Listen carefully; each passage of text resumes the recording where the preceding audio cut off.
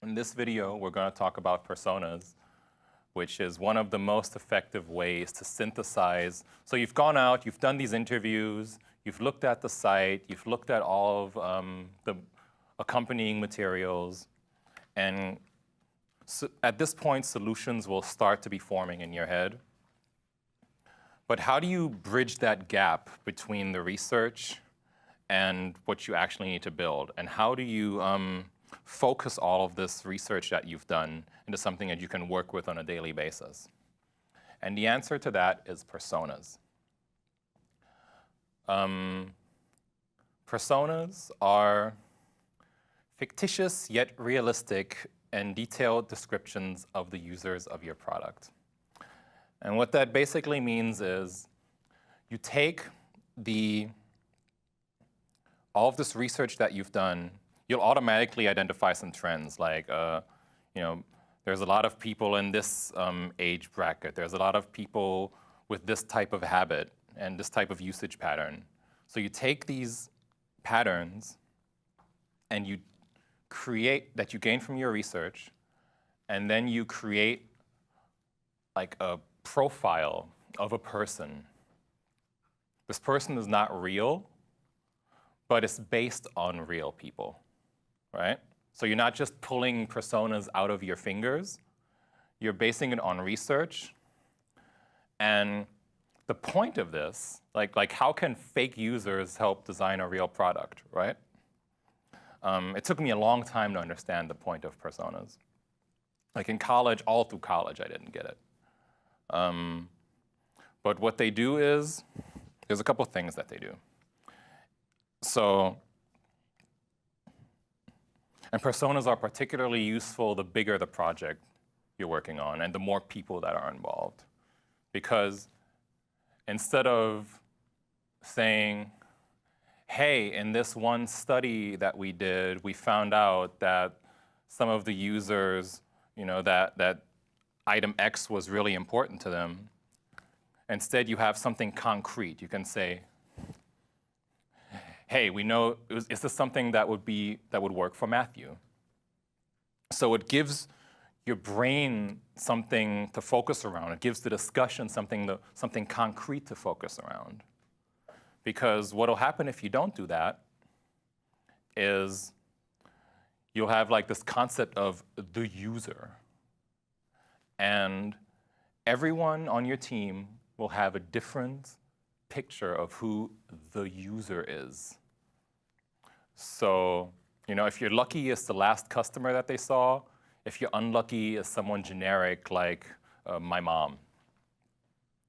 So when you're building software, that description of the user gets stretched in a lot of different directions.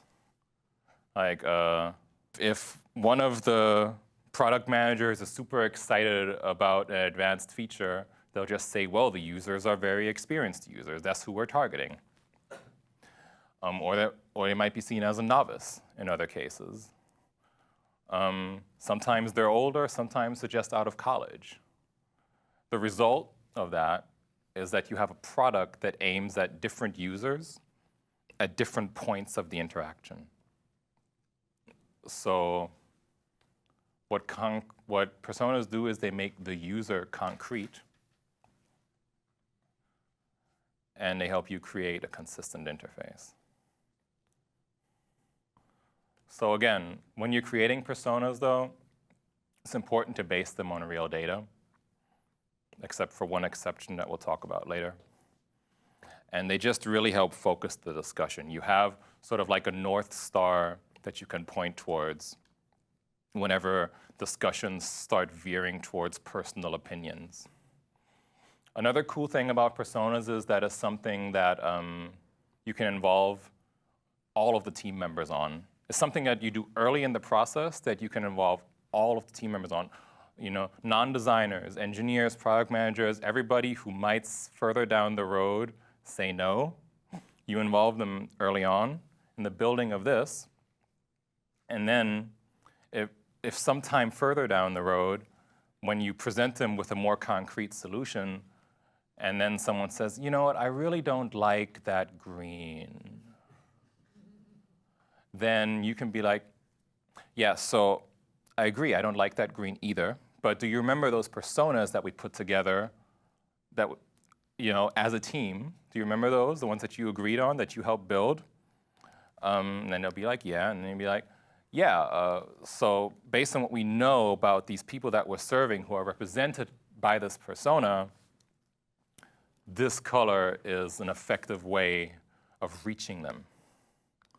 So creating personas early and involving, co-creating them with some of the business people, it helps you get things done more effectively down the road.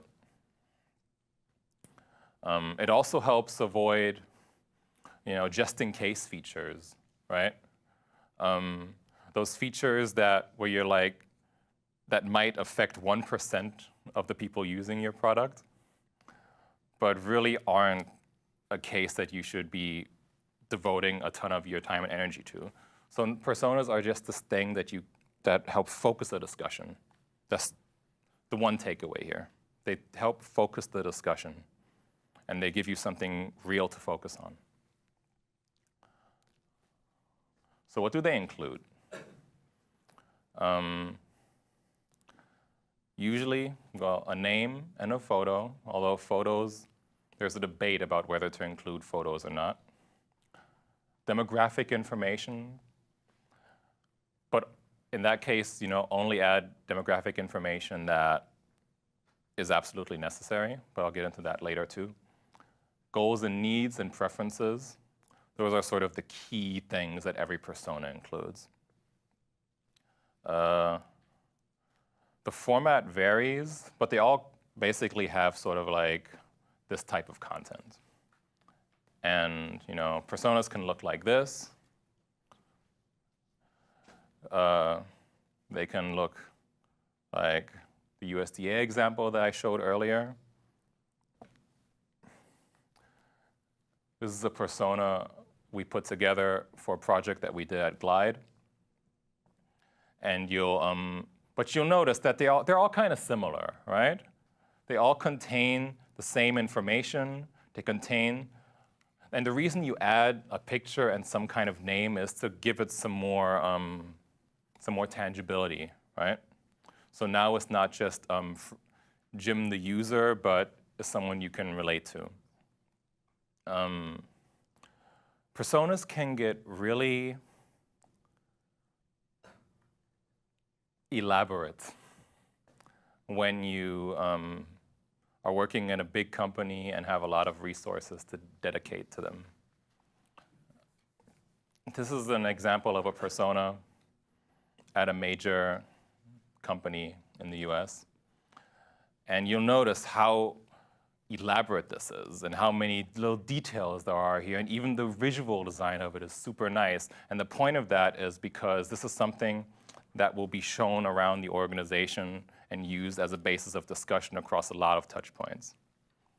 So, I don't know, personally, I'm not so sure if it makes sense to invest that much energy into personas, because personas will vary, especially when you're in a big company.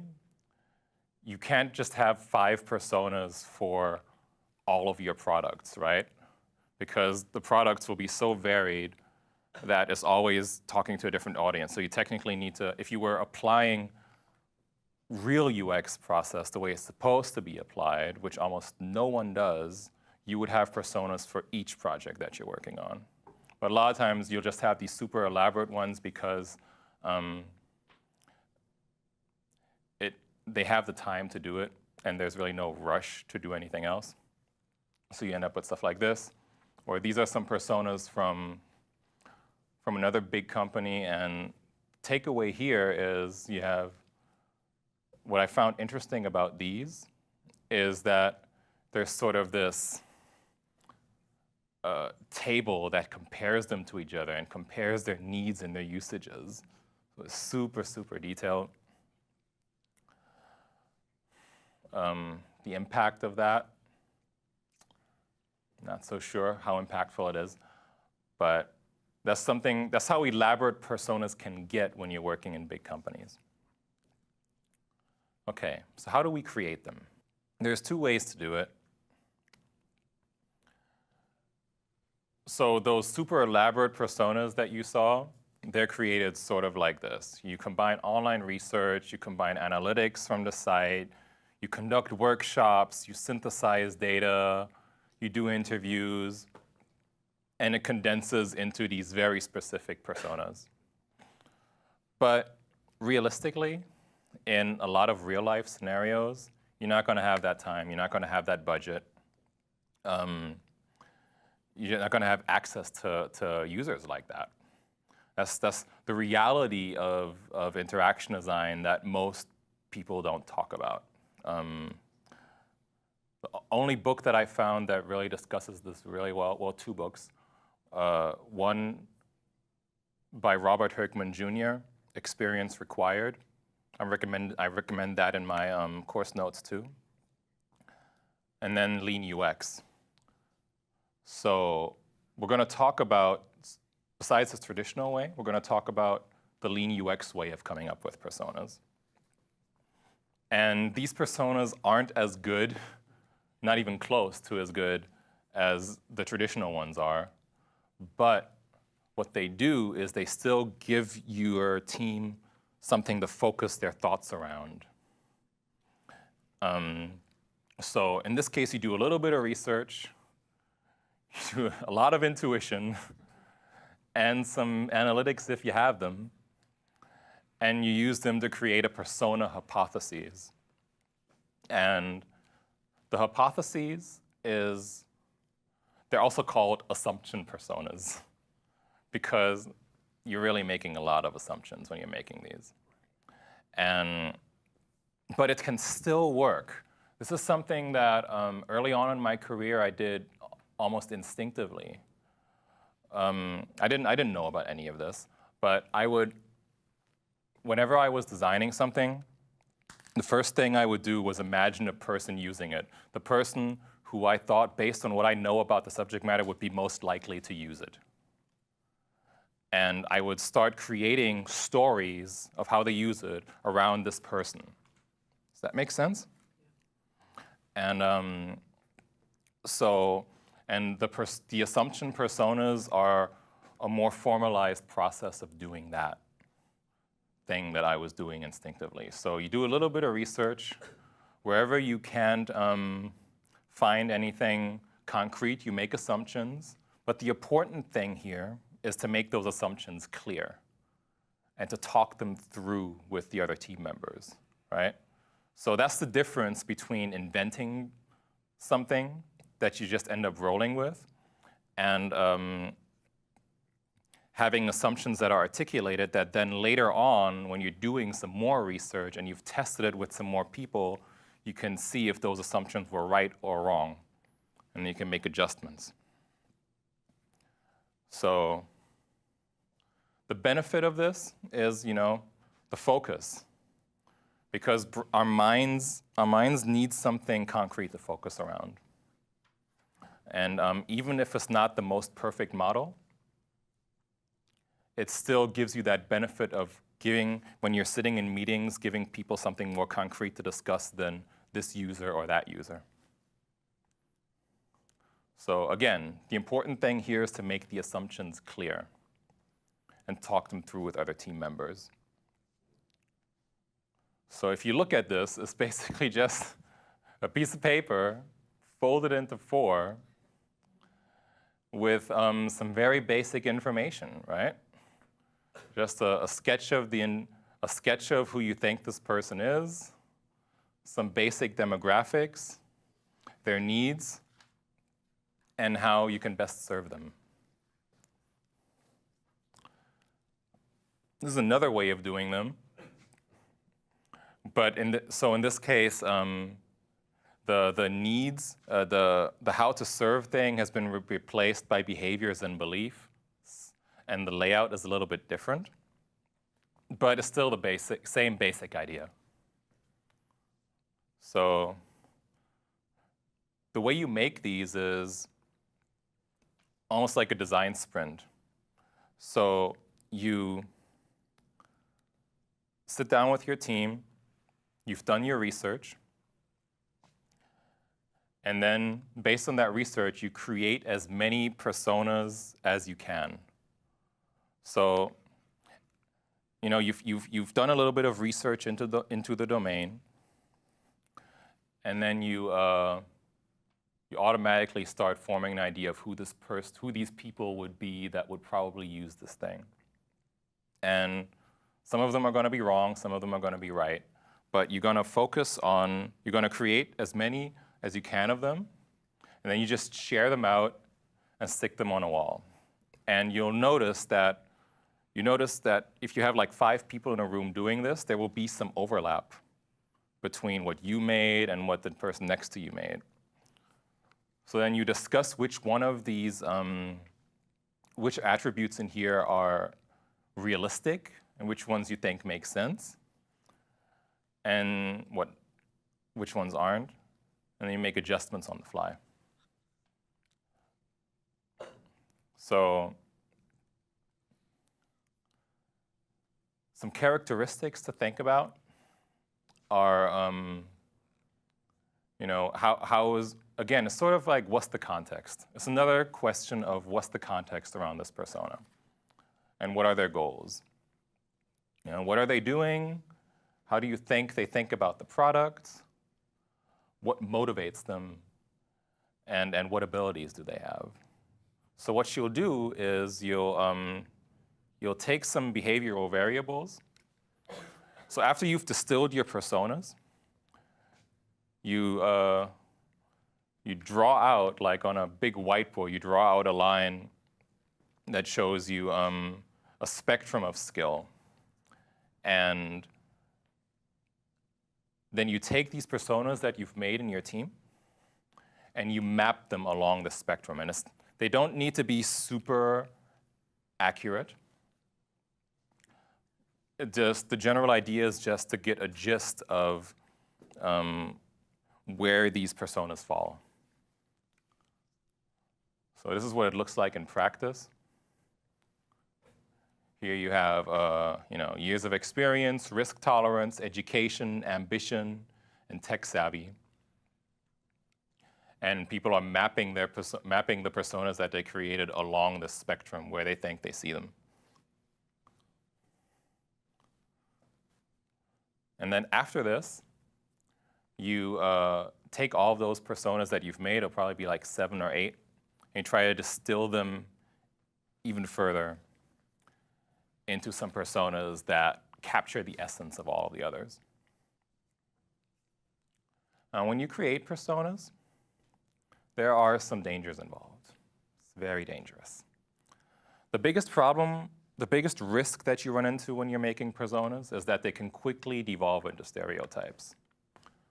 When you're including demographic information like age or location or something like that, you want to make sure that you know exactly why you're asking for it.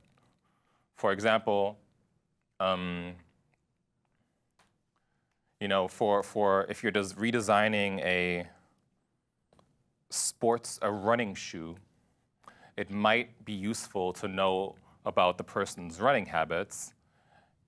It's less interesting to know if they're also interested in fishing.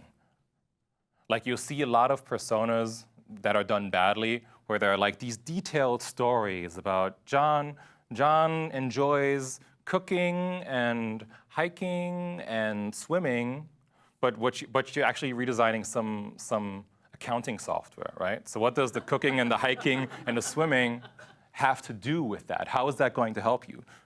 And that sort of ties back to one of the heuristics we talked about earlier, how you only want to have information in there that aids in the goal, and any piece of additional information that you have in there that detracts from that goal is just distracting. So that's something to be careful of.